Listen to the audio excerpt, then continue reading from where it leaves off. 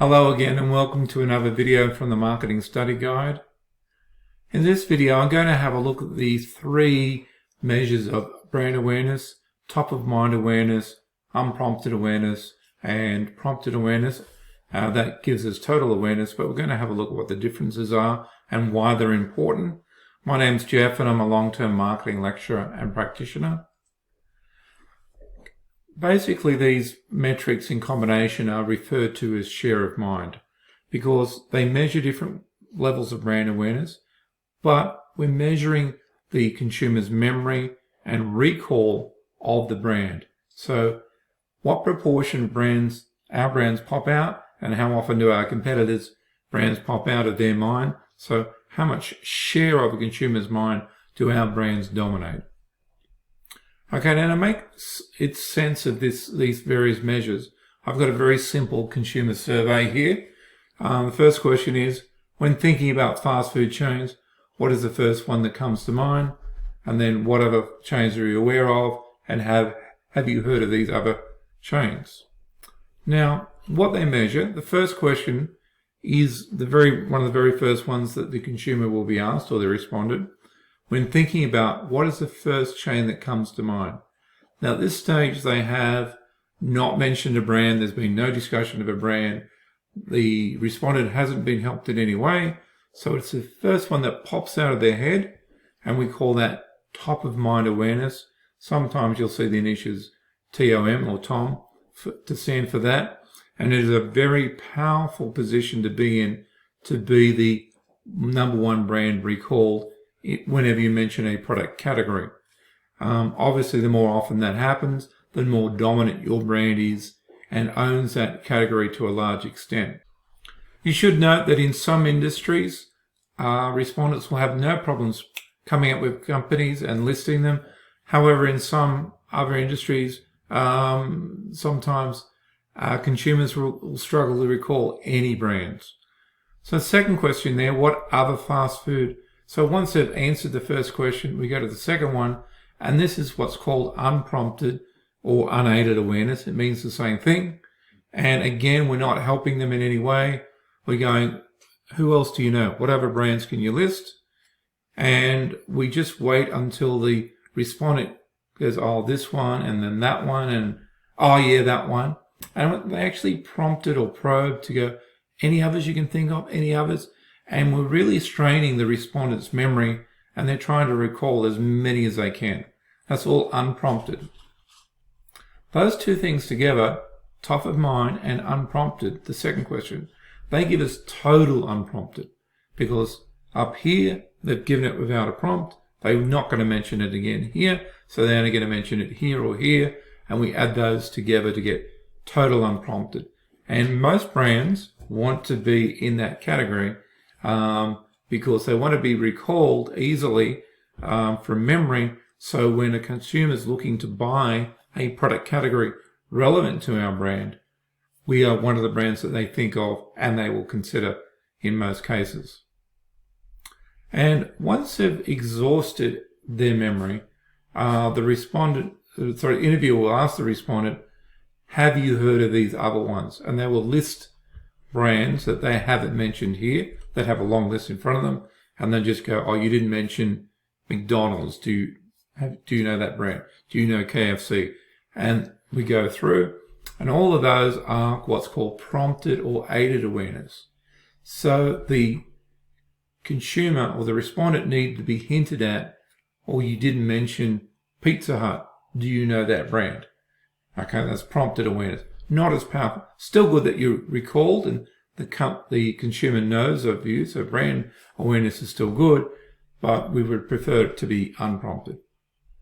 And we just add those scores together, our total unprompted scores from questions 1 and 2, and for all the yeses, yes, I've heard of them, from question 3, and that gives us a total brand awareness percentage. Okay, so here's some made up numbers just to make sense of what we're doing. And I've got various companies or brands here, and I've made up some numbers for top of mind. As you can see, brand A stands out. They have 95% total awareness. So 95 out of 100 people know this brand. a third of them, 35%, were able to recall them first, and 85% of them recalled them from memory. So when you said what else, half of the respondents came up with, yep, I know them. Because we've already 85% of people know them from memory, we're going to get a small number here because there's only 15% of people who didn't say them. So that's typically quite small. If we have a high unprompted, we'll have a low prompted. And obviously the higher the awareness number, the better. And we just repeat that all the way through. I'll talk about strategies in a second, but I just got a couple of notes here. Here, this won't add up to 100. It may, but the chances are there's always going to be some respondents who magically fail to remember any brand. It may be nerves, it may be a product category they don't normally buy, etc. However, unprompted here adds to more than 100.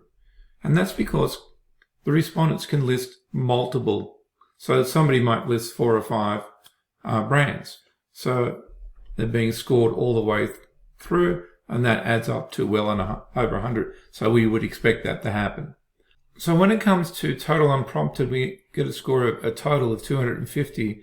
And what that is helpful for is working out how many brands on average that consumers could recall. So let's assume, to make it simple, that 100 people did this survey and they came up with 250 unprompted names between them, or brands.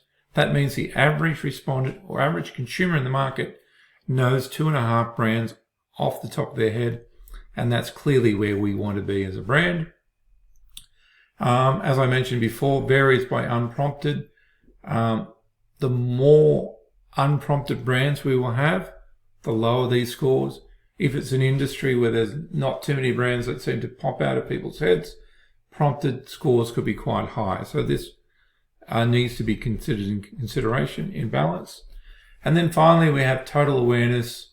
And again, we can match it back and say, gee, 3.5 brands on average is what a consumer knows, either prompted or unprompted.